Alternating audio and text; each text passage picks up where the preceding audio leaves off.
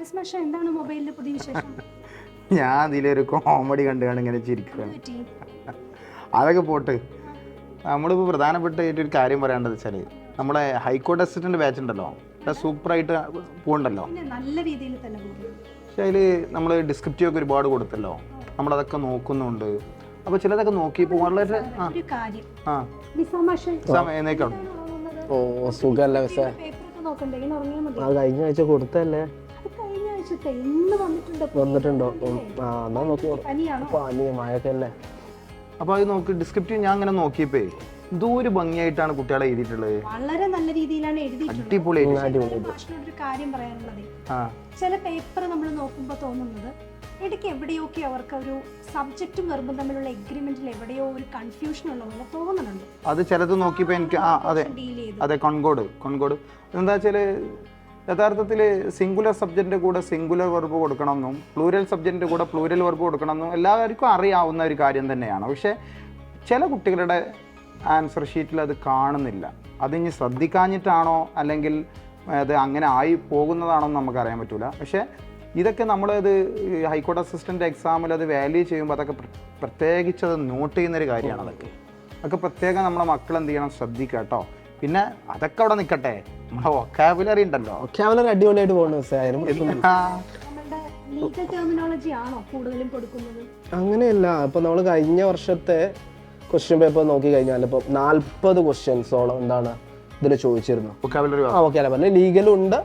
Then നമ്മൾ normal PSCയിൽ കാണുന്ന ഒരു ലെവൽ ടൈപ്പ് ഉണ്ടല്ലോ, അതിൽ നിന്ന് കുറച്ചുകൂടെ ഒന്നുകൂടെ അഡ്വാൻസ്ഡ് ആയിട്ടാണ് ചോദിച്ചിട്ടുള്ളത്. ഒന്നുകൂടെ നമ്മൾ കൃത്യമായിട്ട് ആ സാധനം എന്താണ് എന്ന് മനസ്സിലാക്കിയാൽ മാത്രം നമുക്ക് എഴുതാൻ പറ്റുന്ന രീതിയിലുള്ള വൊക്കാബുലറി കാര്യങ്ങൾ എന്ന് കരുതി നമുക്ക് പ്രെഡിക്റ്റ് ചെയ്യാൻ പറ്റുമോ അടുത്ത ഇനി വരാനിരിക്കുന്ന എക്സാമും കൂടുതൽ വൊക്കാബുലറിക്ക് പ്രാധാന്യം പറയാൻ പറ്റില്ല. എങ്കിലും എന്താണ് നമ്മൾ കൃത്യമായിട്ട് ലീഗൽ ആയാലും അല്ലാതെ നോർമൽ PSC ലെവലായാലും ഈവൻ SSC ലെവലിൽ വരെയുള്ള കാര്യങ്ങളൊക്കെയാണ് നമ്മൾ കൊടുക്കുന്നത്.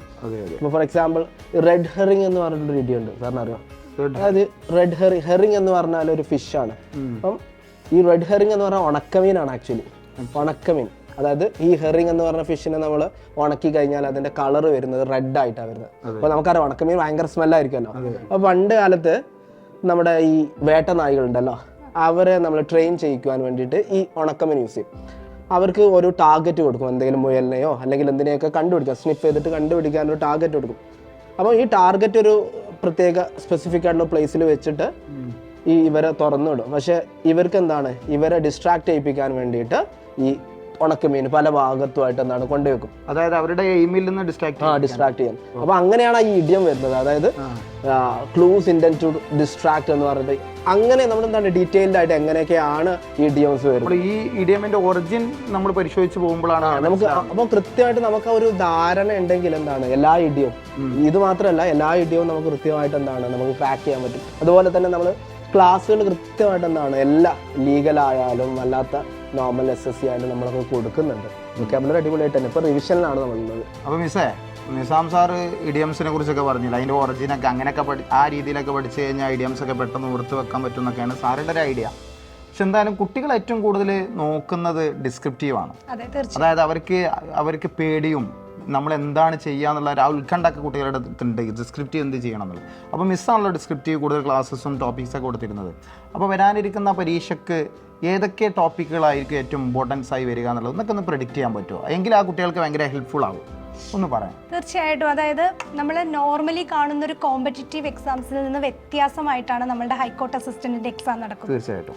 നോർമലി ഇപ്പോൾ ഉള്ള കുട്ടികളെല്ലാം കോമ്പറ്റീറ്റീവ് എക്സാം എന്ന് പറയുമ്പോൾ ഒബ്ജക്റ്റീവ് മാത്രമേ പ്രിപ്പയർ ചെയ്യുന്നുള്ളൂ. അതിൻ്റെ കൂടെ നമുക്ക് ഹൈക്കോർട്ടിന് എന്തും കൂടിയുണ്ട്, ഡിസ്ക്രിപ്റ്റീവും കൂടിയുണ്ട്. സോ ആ ഡിസ്ക്രിപ്റ്റീവിന് കൂടുതൽ ഇമ്പോർട്ടൻസ് കൊടുത്തു തന്നെയാണ് നമ്മളുടെ എല്ലാ ക്ലാസ്സുകളും. ഇപ്പോഴായിട്ട് ഗ്രാമർ സെക്ഷൻസ് എല്ലാം നമ്മളുടെ ഏകദേശം തീരാറായി, വൊക്കാബുലറി തീർന്നു. അപ്പോൾ ഇനി നമ്മൾ കൂടുതലും ഇമ്പോർട്ടൻസ് കൊടുക്കുന്നതും കൂടുതൽ പ്രാക്ടീസസ് അവരെ കൊണ്ട് ചെയ്യിക്കുന്നതും എല്ലാം ഡിസ്ക്രിപ്റ്റീവിൻ്റെ തന്നെയാണ്. ഡിസ്ക്രിപ്റ്റീവിൽ ഓൾറെഡി നിങ്ങൾക്കറിയാം എസ്സേ ഉണ്ട്, പ്രേസി ഉണ്ട്, കോംപ്രിഹെൻഷൻ ഉണ്ട്. അപ്പം നോർമലി എല്ലാവർക്കും പേടി എസ്സേ ആണ്. കാരണം നമ്മളുടേതായിട്ടുള്ള വേർഡ്സിലാണ് നമ്മൾ എസ്സേ എഴുതേണ്ടത്. അപ്പം എങ്ങനെ എഴുതണം, ഇൻട്രൊഡക്ഷൻ എങ്ങനെയായിരിക്കണം, കൺക്ലൂഷൻ എങ്ങനെയായിരിക്കണം, എന്തൊക്കെയാണ് കണ്ടന്റ് പാർട്ടിൽ ഉൾക്കൊള്ളിക്കേണ്ടത് എന്നതിനെയൊക്കെ കുറിച്ച് സംശയം ഉണ്ടാകും. എങ്ങനെയുള്ള വിഷയങ്ങളായിരിക്കും വരുന്നത്. ഇപ്പൊ ഹൈക്കോർട്ട് അസിസ്റ്റന്റിന്റെ ഒരു എക്സാം ആയതുകൊണ്ട് തന്നെ ജുഡീഷ്യറിയുമായിട്ട് ബന്ധപ്പെട്ടതായിരിക്കുമോ കൂടുതൽ വരുന്നത്, അങ്ങനെയുള്ള സംശയങ്ങളൊക്കെ കുട്ടികൾക്കുണ്ട്. ജുഡീഷ്യറിയുമായിട്ട് ബന്ധപ്പെട്ടത് വരാം എങ്കിൽ കൂടി കൂടുതലായിട്ടും ഇപ്പം നമ്മുടെ നാട്ടിൽ നടക്കുന്ന കറണ്ട് ആയിട്ടുള്ള കാര്യങ്ങളാണ് കൂടുതൽ വരാനുള്ള സാധ്യത. ഡിസാസ്റ്റർ ആൻഡ് ഡിസാസ്റ്റർ മാനേജ്മെന്റ് തീർച്ചയായിട്ടും വരും. ഇപ്പോൾ ഡിസാസ്റ്റർ മാനേജ്മെന്റ്, അതിൽ ജുഡീഷ്യറിക്ക് എന്തുമാത്രം റോളുണ്ട്, അല്ലെങ്കിൽ ജുഡീഷ്യറിയുടെ ഇടപെടലുകൾ എന്തൊക്കെയാണ് എന്നുള്ള രീതിയിലുള്ളതൊക്കെ നമുക്ക് വരാവുന്നതാണ്. ഇപ്പം ഡിസാസ്റ്റർ മാനേജ്മെന്റ് തന്നെ പറഞ്ഞാൽ ഇപ്പോൾ റീസെന്റ് ആയിട്ട് ഓൾറെഡി നമ്മളൊരു ഡിസാസ്റ്ററിലാണ്, അറിയാമല്ലോ.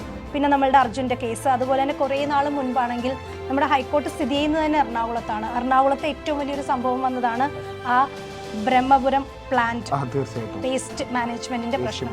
എറണാകുളത്തെ ഏറ്റവും വലിയൊരു പ്രശ്നമാണ്. അപ്പം ഇങ്ങനെയുള്ള കുറേ റിലേറ്റഡ് ടോപ്പിക്സ് നിങ്ങൾ തീർച്ചയായിട്ടും എന്ത് ചെയ്യണം, റെഫറൻസ് ആയിട്ട് വെക്കണം. എന്നിട്ട് ഇതിൽ ഏതാണോ ചോദിക്കുന്നത് അതിലെല്ലാത്തിലും കൂടെ ഇൻക്ലൂഡ് ചെയ്യാവുന്ന കുറേ ഐഡിയാസ് ഉണ്ടാകും. അതിനെ ഇൻക്ലൂഡ് ചെയ്ത് വേണം നിങ്ങൾ എസ്സേ എഴുതാൻ. പിന്നെ പ്രേസിയെ പറ്റി നിങ്ങൾക്ക് അറിയാം, കാരണം തന്നിരിക്കുന്ന ടോപ്പിക് ഏതാണോ അതിനെ ബ്രീഫാക്കുക എന്നുള്ളതേ ഉള്ളൂ. അതിൽ നമുക്ക് പുറത്തുനിന്നൊന്നും കൊണ്ടുവരേണ്ട കാര്യമില്ല. അതുപോലെ തന്നെ നമുക്ക് എസ്സേയിൽ ചോദിക്കാവുന്നതാണ്, നമ്മളിപ്പോൾ ഏറ്റവും കൂടുതൽ അഭിമുഖീകരിക്കുന്ന ഒരു പ്രശ്നമാണ് യൂത്തും സോഷ്യൽ മീഡിയയുടെ ഉപയോഗവും, അല്ലേ? ഇപ്പം എല്ലാ കുട്ടികളെയും ഇപ്പം നമുക്ക് വേണമെങ്കിൽ പറയാം തലകുനിച്ചിരിക്കുന്ന യുവത്വം എന്ന് പറയാം, അല്ലേ? എവിടെ നോക്കിയാലും ആർക്കും പരസ്പരം സംസാരിക്കാൻ സമയമില്ല. എപ്പോഴും എന്താണ്, ഈ മൊബൈലിലേക്ക് നോക്കി തലകുനിച്ചിരിക്കുക എന്നുള്ളതാണ്. ആരും നേരെ നോക്കുന്നില്ല, സ്നേഹിക്കുന്ന ഒരു കാലഘട്ടം അതാണ്. അപ്പോൾ അത് വളരെ ഇമ്പോർട്ടൻസ് ഉള്ള ഒരു വിഷയമാണ്, ആനുകാലിക പ്രസക്തിയുള്ള ഒരു വിഷയമാണ് യൂത്തും സോഷ്യൽ മീഡിയയുടെ ഉപയോഗവും എന്ന് പറയുന്നത്. ഈവൻ ഭക്ഷണം കഴിക്കുമ്പോൾ മൊബൈലാണ്. പിന്നെ അതുപോലെ തന്നെ വുമൺ എംപവർമെന്റ്, ഏത് പരീക്ഷയ്ക്കും അല്ലെങ്കിൽ എക്കാലത്തും ആനുകാലിക പ്രസക്തിയുള്ള ഒരു സാധനമാണ് വുമൺ എംപവർമെന്റ് എന്ന് പറയുന്നത്. അപ്പോൾ ഇങ്ങനെയുള്ള വിഷയങ്ങളെ പറ്റിയുള്ള കാര്യങ്ങൾ, അടിസ്ഥാനപരമായിട്ടുള്ള കാര്യങ്ങൾ നിങ്ങൾ എന്തായാലും അറിഞ്ഞിരിക്കണം. അതായത് അങ്ങോട്ടോ ഇങ്ങോട്ടോ ഇത്തിരി മാറി ചോദിച്ചാലും നിങ്ങൾക്ക് പോയിന്റ്സിനെ ഉൾക്കൊള്ളിക്കാൻ പറ്റണം. ആ രീതിയിൽ വേണം നിങ്ങൾ അതിനെ പ്രിപ്പയർ ചെയ്യാൻ. ഇതിനെ പറ്റിയ വളരെ ഡീറ്റെയിൽഡ് ആയിട്ടുള്ള ക്ലാസ്സുകളും ഡിസ്ക്രിപ്റ്റീവ് തന്നെ നമ്മൾ സാറിന് അറിയാം, നമ്മൾ എന്താണ്, നമ്മൾ മോഡൽ കൊടുക്കുന്നുണ്ട് ക്ലാസ്സിൽ. അതുപോലെ തന്നെ എക്സ്ട്രാ അവരെ കൊണ്ട് നമ്മൾ എന്ത് ചെയ്യുന്നുണ്ട്, ചെയ്യിക്കുന്നത് നമ്മൾ കറക്റ്റ് ചെയ്തും കൊടുക്കുന്നുണ്ട്. അതാണ് നമ്മളുടെ പ്രത്യേകത.